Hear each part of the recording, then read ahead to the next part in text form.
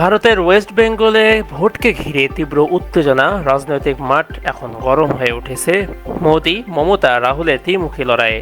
একদিকে প্রধানমন্ত্রী নরেন্দ্র মোদি, অন্যদিকে মমতা ব্যানার্জি, আর একদিকে আছে রাহুল গান্ধী। নরেন্দ্র মোদীর নেতৃত্বে বিজেপি জোর প্রচারণা চালাচ্ছে। উন্নয়ন, জাতীয় নিরাপত্তা ও কেন্দ্রীয় নীতিকে সামনে রেখে এনে ভোট টানার চেষ্টা চলছে। অন্যদিকে মুখ্যমন্ত্রী মমতা ব্যানার্জি নিজের শক্ত ঘাঁটি ধরে রাখতে মরিয়া।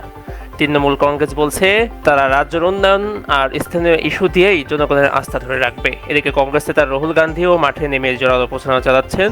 বিরোধী জোট করে বিজেপির বিরুদ্ধে শক্ত লড়াই ইঙ্গিত দিচ্ছেন তিনি। ভোটের আগে একাধিক জায়গার রাজনৈতিক সংঘর্ষ, মিছিল ও পাল্টাপাল্টি অভিযোগে উত্তপ্ত হয়ে পড়েছে পরিস্থিতি। নিরাপত্তাও জোরদার করা হয়েছে ভারতে, তবে উত্তেজনা এখনও অনেক চরমে রয়েছে।